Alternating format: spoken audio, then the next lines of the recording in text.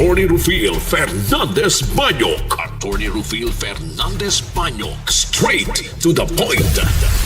O karon, ania ang inyong anchorman.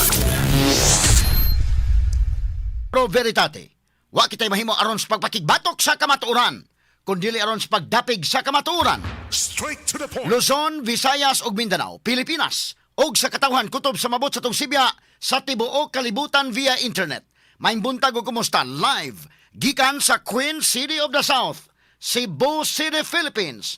Welcome nining atong tulumanon ug inyong tulumanon. Straight to the point. Kini gyud po sa kalagad sa kahanginan sa kasamang Rufil Fernandez Banyok.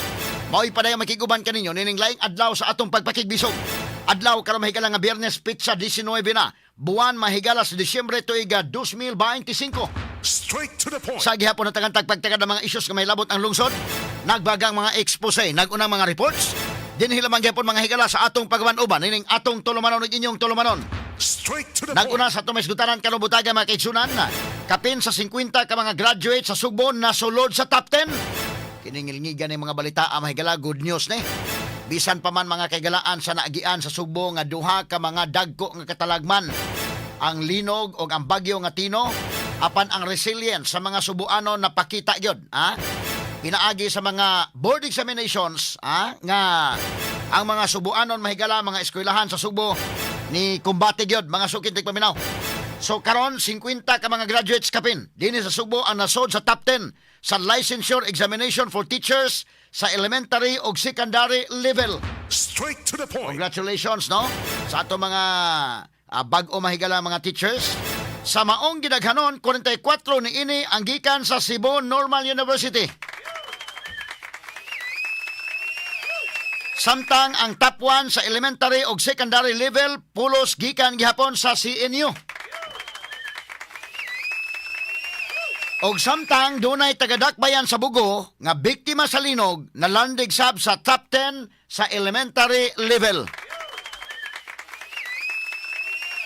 Ato ni tagag pagtagad Robotaga mahigala, congratulations sa mga bag-o mga teachers.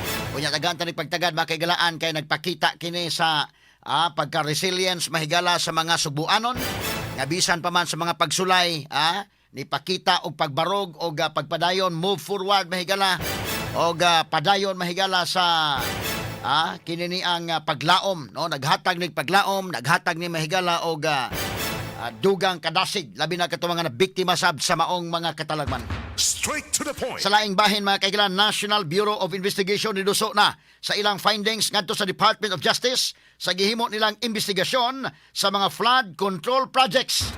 Straight to the point. Kato sa nagpagtagad Robotaga mga kaigalaan sa tumuman-uman usab nining atong tulumanon ug inyong tulumanon. Straight to the O point. samtang sa kauluhan na-serve na ang warrant of arrest batok sa kontraktor nga si Sara Diskaya. May kalabutan sa giingong anomalosong flood control projects dito sa Davao Occidental. Straight to the point. Yo, na gyud, Clarix na gyud mga kagalaan. Tuang adto mamasko sa bilangguan si Sara Diskaya. Ambot mga kagalaan ang mga taga DPWH ug uban pa nga magausan unya og warrant of arrest mga sukit tig paminaw. Pero mura magwa pa man mga higalay mga politiko kaayo. Nag-negotiate pa man siguro ni mga politician. Ato lang ning agi katawa-katawa mga sukit tig paminaw kay basin ba ang kinini ang administrasyon mahigala ni BBM ila yung amaman ang mga tao nga doon nagi mga preso kay buhan bisan pa man mahigalag ang kato mga mastermind nga naa naman sa Malacañang ni murag basin paday makalimot ang mga tao nga kinini ang doon na preso si Diskaya nya murag di pa gani satisfied ang mga tao punan sa glain kinsa mga preso dihang dako-dako.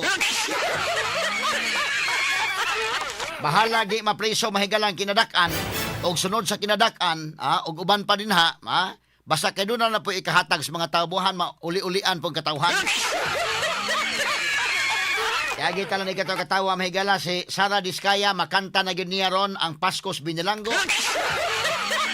Kay nagawsa na magyud mahigala warrant of arrest o giserve na magyud sa NBI kini maong warrant of arrest mga higala. Straight to the Di point. mo ma-imagine ang usa ka kontraktor nga nagpuyo mga kaigalaan sa usa ka harianong panimalay o doon na mahigalay 40 kapin ka mga vehicles nga mga pang private vehicles niya mga higala. Apil na mga kaigalaan to mga Rolls Royce. Paliton lang basta kay doon na may payong, paliton. Wa ni mo damha nga karon maghimas-himas na og rihas. Lagi tala ni katawa mga sugid tig paminaw. Pero kining uban mahigala mura og padayon pa man gawas no ning uban. Kumusta ka sa Sugbo? Doon na ba kay maghimas-rihas sa Sugbo? Kay narabay nangamatay sa Sugbo taon. Sa kinini ang bagyong Tino. Lisod man kaayo mahigalag di maulian ni mga Sugboanon ning kalakiha, ha? Malagmit hatagan lang pud mahigala nga sige sa Cebu na alam po'y mapriso. Buhan mauli-ulian po rin taon nga ang mga Sugboanon nga to nagyod tayo na priso. Kay guwa mga higalay mahitabo ini Sugbo mura magbagulbol mga Sugboanon ni usaban ng kalakiha. Wa may clarix sa inyong investigasyon. Straight to the At aning point. pagtagad rubotagas tuman-uman usab ning atong tulumanon ug inyong tulumanon. Straight to the point. Samtang dugang mga balita sa kauluhan, agoy ni Apa. Undersecretary mahigala sa Department of Public Works and Highways. Kining daghan gyud og nahibaw-an mahigala labot sa mga allocables, sa mga bag-ong pork barrels. Kay siya mo in charge mahigala sa tanan nga mga plannings. Adto moagi niya mahigala Undersecretary kini nga si DPWH Catalina Cabral. Kadto ni mahigalang maayo kayo mo istorya suito kayo manghigala nga mo istorya dito makigalaan sa Senado, dito sa Kongreso atol sa inquiry nga gipahigayon mga sukit ti paminaw. Adios. Murag laom ning hitabua mga higala. Kay naunsa bang kalakiha nga ipatawag laban ni sa ICI next week dayken? Unsa man ning pagpatawagan, human na ning pagkapatawaga? O ato ning pagtagad mga sukit ti paminaw kay ato December kuan ito? December 15 siya gipatawag pero wa siya mutunga. Doon ay plano nga patungahon siya balik ko no? Isa may daghang nahibaw-an ani. Patungahon siya balik ipatawag siya kay ni-resign naman sa indikin. Ni-resign na ni pag September. Gi-attack naman daghan naman mahigala ang mga questions ngadto niya kay siya may nahibaw aning tanan.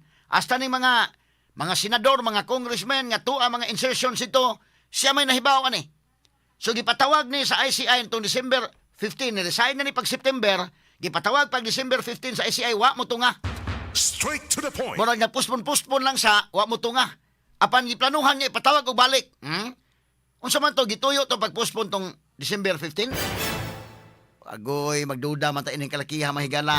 Daganta ni pagtagad kay karon napalgan mga kagalaan nga wa nay kinabuhi. Straight to the point.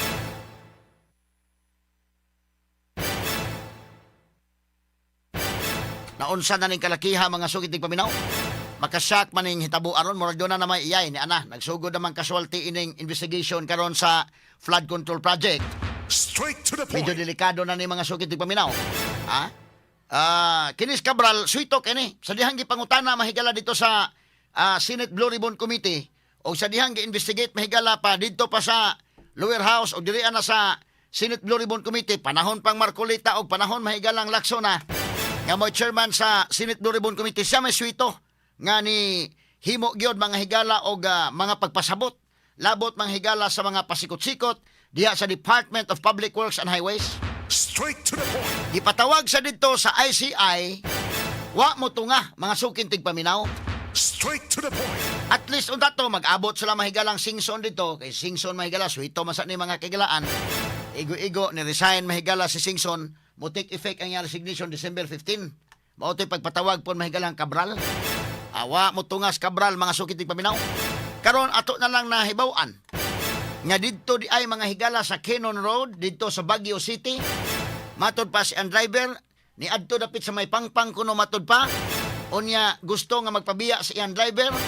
Biya ila sa kuno sa dito kay gusto siya mag-inusara matod pa.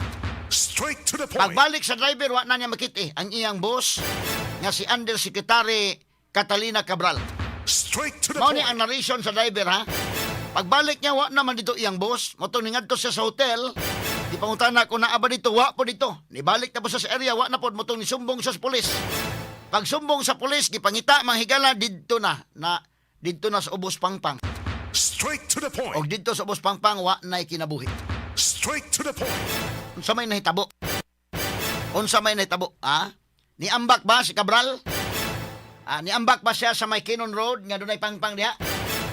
Niambak ba siya mahigala o naligas ba iyang tiil? O wa ba ka gitukmod? Straight to the point. Wa ba ka gitukmod? Mao ni dakong pangutana. Unsa man nag-suicide? or murder kini mga panghitabo. Straight to the point. Bida di man ni basta-basta mahigala unsa naman ning kalakiha patuuhon ang katawhan niya ang labing undersecretary gud ha, undersecretary. Ang sekretary ang pinakalabaw sa Department of Public Works and Highways karon si Diso naman ang kaniadto mahigala kana si Bunuan. Si Bunuan mahigala tuas Amerika wa pambalik hangtod ron. Straight to the point. Unsa ba di ay nga 1 billion sa ditong gidawat ni Bunuan mahigala. Tuwa pa sa Amerika wa pakabalik hangtod karon. Ang iyang ikaduha ang undersecretary niya nga mao kinis Catalina Cabral mo iswito mahigala wa gid kalarga in town sa laing nasod. Nilarga mahigala sa laing kalibutan. Straight to the point. Grabe-grabe ning iya kay katong kang Bunuan mahigala nilarga man sa laing nasod. Pero kining kang Cabral mahigala nilarga sa laing kalibutan kini. Straight to the point. Ang dakong pangutana mga kaigsunan unsa man ano nagpabilin man sa didto mga higala sa Kinon Road sa Baguio City.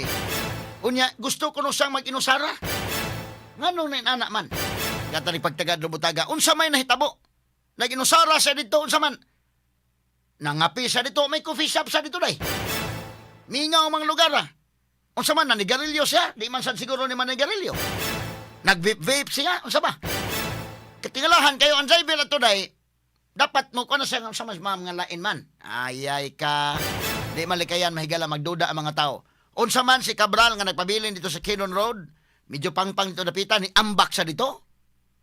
Or naligas sa dito? Nganong dito na sa napunitan sa ubos? Or gitukmod siya? Nganong dito na sa napunitan sa ubos? Straight to the point. Bitag na punitan unta nga makasulti pa. Pagpunit dito mahigalawa na'y kinabuhi. Straight to the point. Ayay, naunsa na ning kalakiha ha, flood control project kining dakong anomalya ron. Ang kining labing dunay daghan nahibaw-an mga higala medyo unsa may nahitabo ani niya tagan tarig pagtagad robutaga may higala. Kining uban pa mga iskutanan niyo mabati exclusive over DYHP RMN Cebu 612 sa dial sa inyong mga radyo sa 93.9 IFM. Sa